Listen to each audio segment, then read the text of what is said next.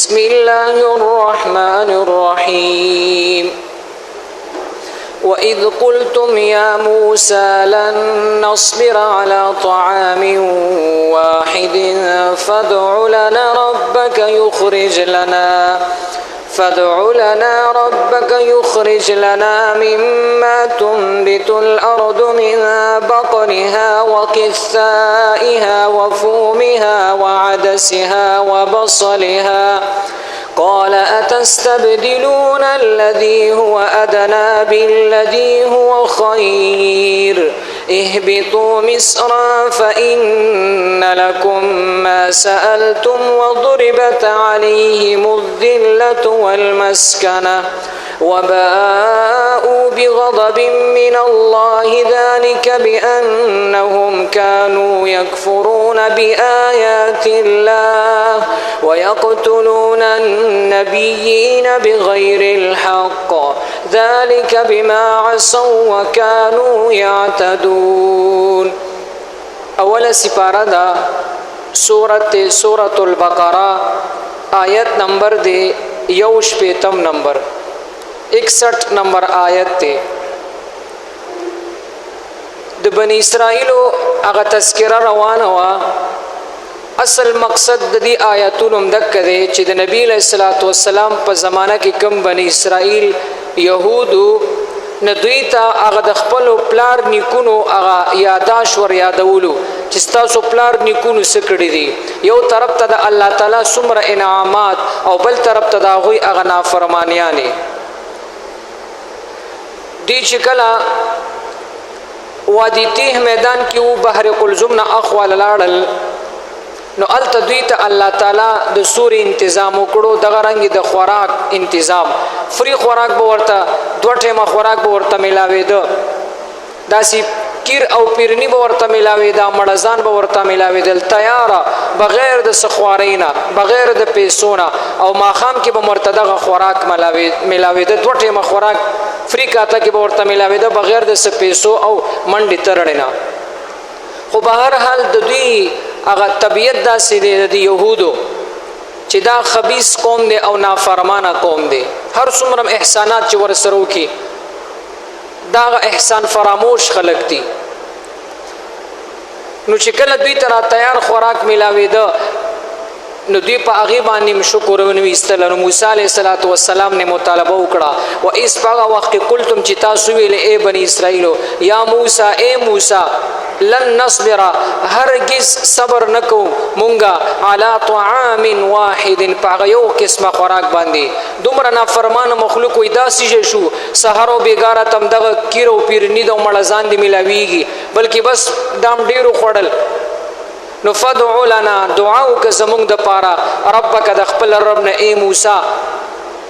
یخرج لنا چرو باسی زمونږ د پاره مما هغه څه تنبت الارض چې زمکه راټو کوي یعنی من بقلها دغه سبزیانو نا بقل دا سبزی ته ویل شي چې هر قسمه سبزی ترکاری وي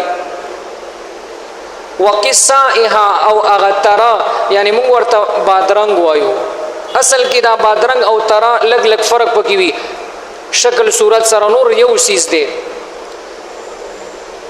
دا ترا او بادرنګ دا جنسی طور سره دا ډیر یخ سیز وي.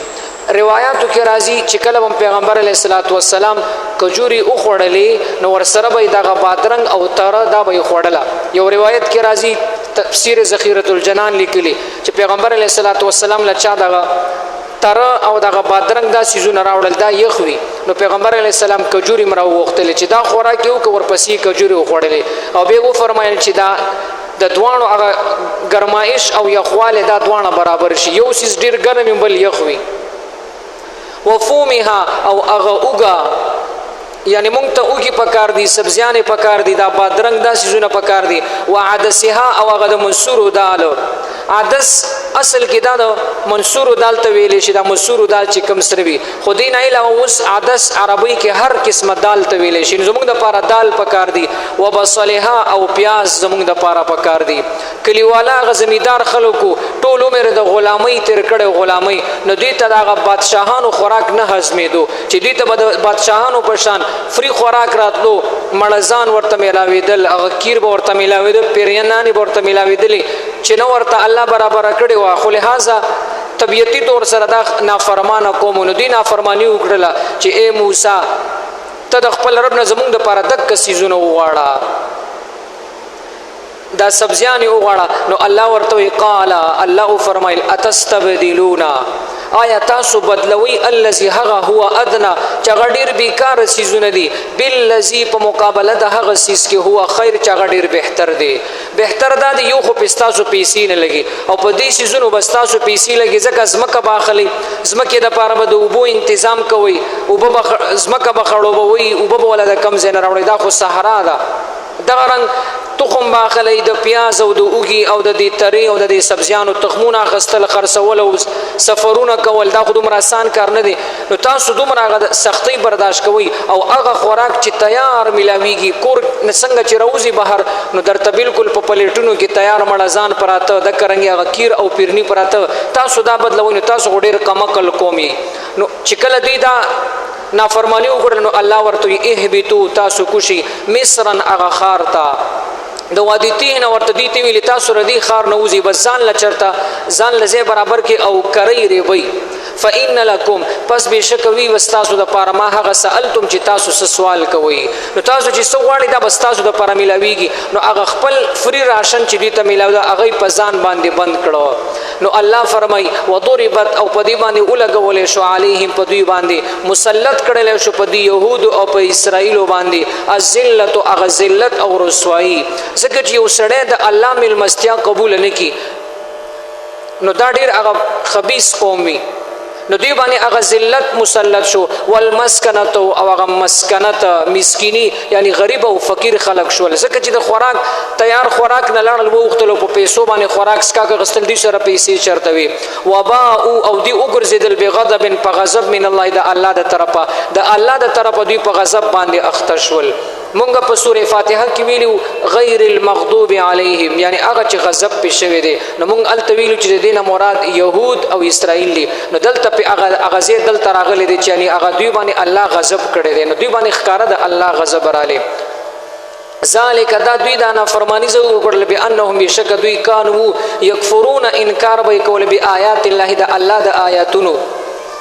ويقتلون او دوی نافرمانی د دوی داوا ويقتلون النبيين دی بقتل والنبيان بغیر الحق بغیر د حقنا ګوري دی روایت کې راځي د حضرت ابو عبیده بن الجراح رضی الله تعالی عنہ روایت ته نبی صلی الله علیه وسلم فرمایي چې دی درې سلويخ قومونه آبادو د بنی اسرائیل درې سلويخت قومونه نو د هر قوم د پاره خپل پیغمبر راته 43 قومونه نو دی ورځ داسې مشوره وکړه چې دا زموږ پیغمبر سوی هر وخت مونږ ته لګیای چې مونږ کوي او داس کوي او دوکې مکوي دروغ موای غیبت مکوي زنا مکوي نو دین خو مونږه تنگ شو مشوره وکړه د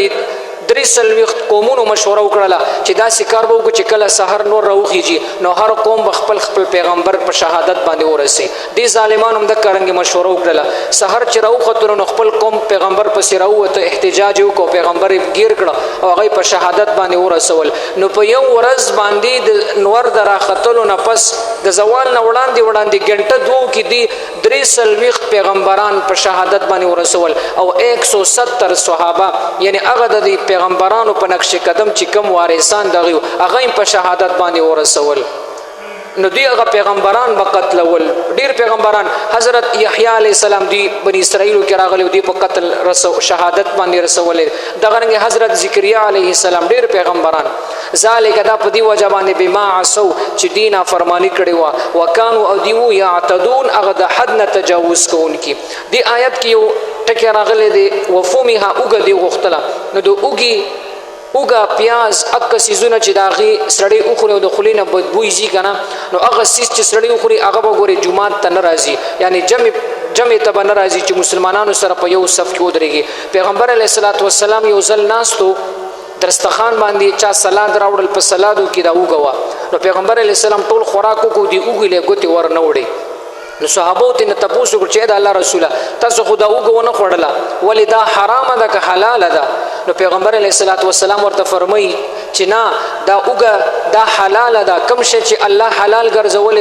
حرام نه ګرځوم نو صحابو ته تاسو کو چې دا الله رسوله به ولی تاسو نه خوري اسلام ورته فرمایل نه دا وګه حرام نه ده خو لہذا ما سره فرشتي ملاقات کوي یعنی ما سره داسې مخلوق ملاويږي چې هغه تاسو سره نه ملاويږي ځکه پیغمبر علیه السلام سره جبرائیل علیه السلام لوی فرشتي ملاقات لراتلغي سره بناسته پاسته و نو پیغمبر علیه السلام فرمایي چې هغه فرشتو ته دا بدبوئی دا ډیره زیاته ناخوخه ده ګوري دا لوی فرشتي د رحمت فرشتي چې داسې ګنده زیوی التم نزي دیو جنا زموږ شریعت دا وایي چې الطهور نصف الایمان دا صفائی چې دا نیم ایمان دی نو بدن بم صفا ساتي چې تا باندې د الله رحمت راځي کور بم صفا ساتي چې الته د الله د رحمت فرشتي راځي جمعات بم صفا ساتي هر ځای به صفا ساتي دیو جنا نو دی روایت نه دا معلومیږي پیغمبر علیه السلام بیا ورپسې فرمایل کوم انسان چې دا اوګه اوخوري بدبودار رسیز هغه دی فلا یقربن مساجدنا هغه وي هغه دی زموږ جمعات ته یعنی جمع لګوري ناراضي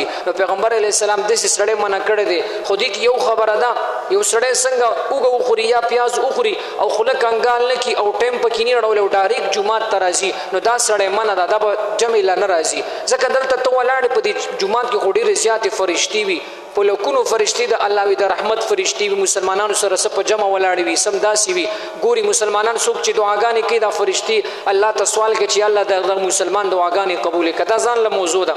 نو دی وجه د رحمت هغه ډېر زیات فرشتي وي نو داسي بدبودار اساس بنو خوري جمعات ترازي چې یو سړی بدبودار اساس خوري هغه بدبو ختمه کا مسواک په پسې وا خله کانګال کا یا س ټوت پیس وا یو ګنټنی مپس کا بیا راځي جمعات ته بیا خیر دی د سره ریلیټډ مثلا دغه د بازي خلک سیګریټ وسکي یا نسوار واچي یو غړ ډایرک سیګریټ لړ کی د جمعات په دروازه کې جمعات تر دن نشو دلته په موږ باندې ودرېږي نو ګوري پیغمبر علی السلام د پیاز والا د اوګي والا منع کړی چې دا پیاز او اوګه دا حلال سیز دی نو یو سړی چې سیګریټ وسکي او داسې نشي والا سیز وسکي او جمعات تر راځي دا خلینه بدبوزي نو دا خو خامخا منه دی نو دا سیز بنه چې کم سیز یو سړی سیګریټ وسکي یا داسې نسوار واچي نو هغه د جمعات ترغه وخت پورې نه راځي چې خلی مکمل صفا کنګال کړي نیوي نو دی آیت نه دا معلومیږي بهر حال دی آیت کډي رضایت خبرې دی خو بجلی لاړه الله فرمای و اذ یاد کړه وقلتم چې تاسو ویلې اے بنی اسرائیل یا اے موسی لن نصبر مونږه هرګز صبر نکو علی طعام واحد په یو قسم خوراک باندې فدع لنا پس را وغواړه دعا وکړه زمونږ د پاره ربک د خپل ربنا یخرج لنا چې راو باسي زمونږ د پاره مما د هغې سره تنبت الارض چې راټوکوي ځمکه راو باسي من بقلها یعنی دغه سبزیانو نه وقصائها دغه ترو او د بادرنګونه وفومها او دغه اوږي د ځمکې وعدسها او غدال د ځمکې وبصلها او پیاز د دې ځمکې دا سيزونه مونږ لراوړه نو الله ورته فرمایي قال الله فرمایل اتستبدلون آیتا سو بدلوي الذي هغه سیز هو ادنا چې هغه ډیر کمزور سیز دی بالذي په مقابله د هغه سیز کې هو خیر چې هغه ډیر بهتر دی اهبطوا تاسو کوشي الله ورته حکم وکړ چې بس ورکشي کوشي مصرن یو خارتا فإن لكم بشکوي بس تاسو د پاره ما هغه سوالتم چې تاسو سوال کړی دی تاسو ته بدا ملو شي خو بس د دې ځای نه زی